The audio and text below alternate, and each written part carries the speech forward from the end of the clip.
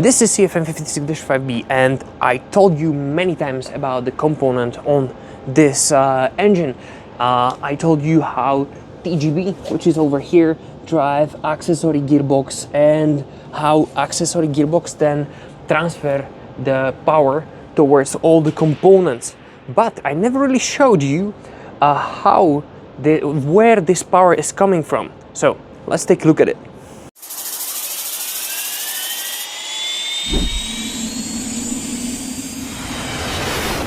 This is what you normally see, fan and low pressure compressor.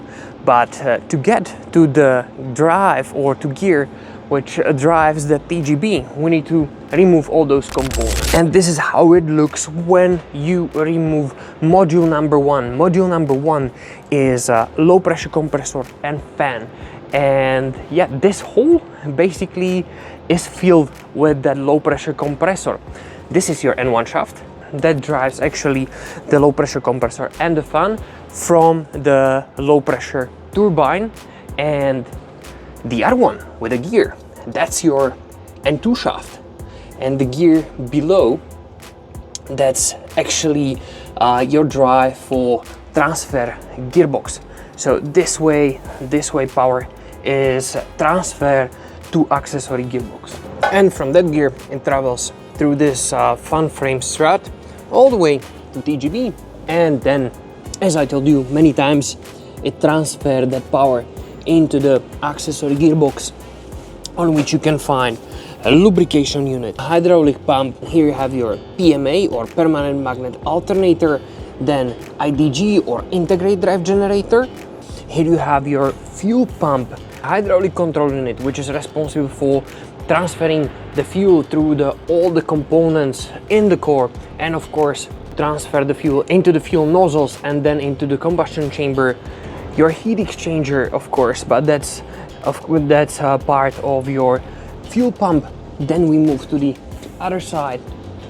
There is your starter, and as you saw before, IDG. So all those components are driven thanks to that gear which I showed you. And by the way, this section is called forward sump, and it is very vital for the function of the engine, because engine rotors are supported by bearings installed in two sump cavities. And inside of this sump you can find bearing number 3, which is located exactly behind the gear on N2 shaft, and it contains a core engine thrust bearing and core engine roller bearing, which unfortunately you cannot see on the video because, as I said, is behind that gear, but on this picture you can see it quite clearly. And as well, you can find here bearing number 1 and number 2, but we'll get them a bit later on because, as you can see, they are removed with a support. Next important function of forward sump is lubrication, because these gears and of course bearings need to be lubricated, and exactly for that purpose we have here a lubrication unit which I showed before. That device pumps the oil into the forward sump, aft sump, and inside of the gearbox. That was lubrication. I want to talk about one more function, but for that we need to understand how the other components looks, and then it will be much easier to understand the function. So let's take a look at them. Here you can see another amazing two pieces. This is bearing support, and through this section the power is transferred into the low pressure compressor. Here you can see the place where the blades will be inserted of the fan, and from there you have your 4-stage low pressure compressor. Yeah, here you can see stator vanes, how they're welded in, and in between you have a 4th, 3rd, 2nd, and the 1st stage of the low pressure compressor. And when we look from inside, here you can see it as well. So 1st, 2nd, 3rd, and 4th stage of low pressure compressor, and exactly as I showed you on the bearing support, through this flange the power is transferred to this low pressure compressor, and that one is driven thanks to low pressure turbine. So this is how it looks. Okay, now let's take a closer look on this bearing support. It is installed on the fan frame and it carries a weight and of course loads from the booster and the fan. And exactly under this front flange we can find bearing number 1. It is a thrust bearing which carries axial loads generated by low pressure rotor system. Now let's take a look in the center. There you can see the splines. Those splines sits exactly on the splines of the N1 shaft, and through that connection we are transferring the power from the low pressure turbine to the booster and the fan. And from the front section of the support we can move to the aft, and here we can see bearing number 2. It is roller bearing and it takes radial loads from the fan and the booster rotor. Okay, I tried to simplify the function of this section as much as possible, so hopefully you have an idea how things works and how they looks.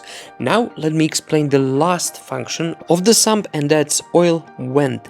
The venting system is in charge of the connecting sumps for oil vapor collection and sump pressure balance. The air mixed with the scavenge oil is separated in the tank by the aerator and vented to the forward sump through the transfer gearbox and radial drive shaft.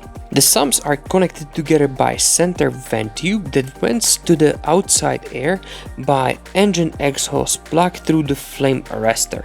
And exactly here you can see the hole through the air escapes, and basically if you look from the back of the engine you can see into the forward sump.